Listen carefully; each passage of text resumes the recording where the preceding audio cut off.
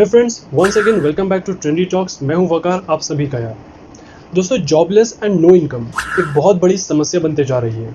ये एक serious issue है जिससे मिलियंस अफेक्टेड हुए हैं। इस साल लोगों को बहुत कुछ सहना पड़ा, खासकर बेरोजगारी। इस साल कितनों ने अपनी जॉब्स गंवा दी और कई सारे बिजनेस बंद हो गए। कोरोना वायरस पैंडेमिक के चलते नेशनल लॉकडाउन स्टार्ट हुई थी 25 मार्च को, और उससे शुरू हुआ था अनवांटेड मेडिकल, सोशल और इकोनॉमिक डिजास्टर। तब से पूरी कंट्री एक मजबूरन इनएक्टिव कंडीशन में जा चुकी है। बिजनेसेस बंद हो गए, लोगों ने जॉब्स खो दिए और इनकम आना बंद हो गया। और जो सारे बड़े शहर में काम करने आए थे, सब वापस अपने घर लौट गए। दोस्तों, वैसे ही वीक और गिरती हुई इकोनॉमिक ग्रोथ को और भी वीक कर दी है इस क्राइसिस ने। Main earning member of the family के इनकम बंद हो जाने से पूरे परिवार पे बहुत ही बुरा असर पड़ता है। देश के अलग अलग रीजन्स से हर कोई यही फेस कर रहा है, जिसे कहते हैं पॉवर्टी इन लॉकडाउन। दोस्तों, यूनाइटेड नेशन की एक रिपोर्ट पब्लिश हुई थी लास्ट ईयर, जिसमें estimated number of poor people India में बताई गई 364 मिलियन, जो कि पॉपुलेशन की 28% होती है। कोविड-19 और नेशनल लॉकडाउन के कॉम्बिनेशन से पैदा हुआ ये क्राइसिस, जो कि बेरोजगारी है, इसके चलते आज लाखों लोग गरीबी के शिकार होते चले गए। दोस्तों, वर्ल्ड बैंक की एक रीसेंट ब्लॉग में, जिसका टाइटल था impact of covid on global poverty, उसमें यह वार्न किया गया था कि और भी लोग पॉवर्टी के शिकार होते जाएंगे। एस्टिमेट किया गया कि महामारी के चलते तकरीबन 71 मिलियन लोग ग्लोबली पॉवर्टी के शिकार बनेंगे। और वर्स्ट सिनेरियो केस में ये रिजल्ट आई कि टोटल काउंट बन गई 100 मिलियन की। इंटरनेशनल पॉवर्टी से पर इनकम मेजर होती है $1.90 पर डे, मतलब तकरीबन 150 रुपये करंट एक्सचेंज रेट पे। 2020 एक बहुत ही चैलेंजिंग साल है, ना ही सिर्फ गवर्नमेंट के लिए बल्कि बिजनेस और जो कि पॉवर्टी लाइन के बॉर्डर पे हैं उनके लिए भी।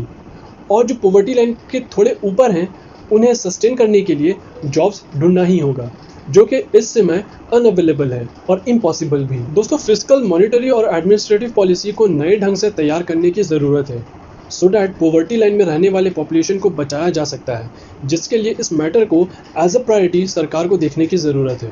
यदि सरकार इकोनॉमिक ग्रोथ और ग्रोथ बेनिफिट्स की इक्वल डिस्ट्रीब्यूशन करना शुरू करे, तो मुमकिन है आने वाले समय में हालात धीरे ही सही मगर सुधरते हुए दिख सकते हैं।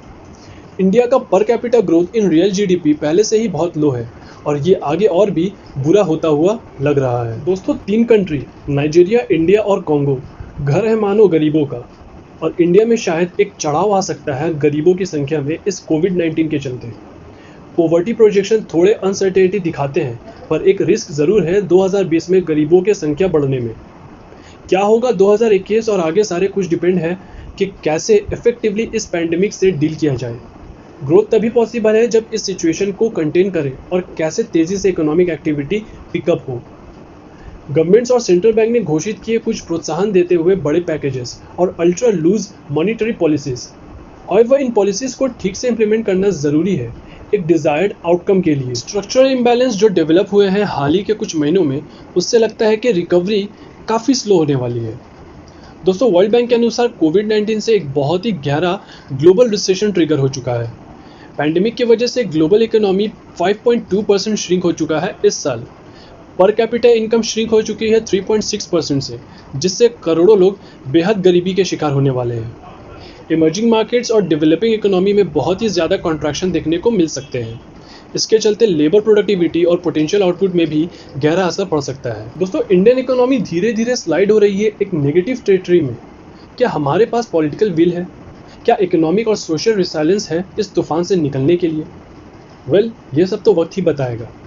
इकोनॉमिक ग्रोथ तो क्रिटिकल है ही, पर देश को निगल रहा है इस समय ह्यूमन क्राइसिस का संकट, जिस पे फोकस करना बेहद ज़रूरी है। दोस्तों, ह्यूमन कॉस्ट को कम करना और फ्यूचर में होने वाले इकोनॉमिक लॉसेस को भी कम करना, यह सब कुछ एक प्रायोरिटी होनी चाहिए अकॉर्डिंग टू वर्ल्ड बैंक। आपका क्या सोचना है, प्लीज़ कमेंट बॉक्स पे हमें ज़रूर बताना। और दोस्तों, जाते जाते एक बात आपसे ज़रूर कहूँगा कि ज़रा एक नागरिक होने का फ़र्ज़ निभाएं। आपके लिए, आपके बच्चों के लिए, देश के किसान के लिए, देश में जो गरीब हैं उनके लिए, देश के यूथ के लिए, इन सब के लिए भी ज़रा आवाज़ उठाएं, क्योंकि यही लोग हैं जो कल को दुनिया भर में देश का नाम करेंगे। मिलते हैं अगले वीडियो पे एक न्यू ट्रेंडी टॉक के साथ। तब तक के लिए अपना ख्याल रखें, सुरक्षित रहें और जय हिंद।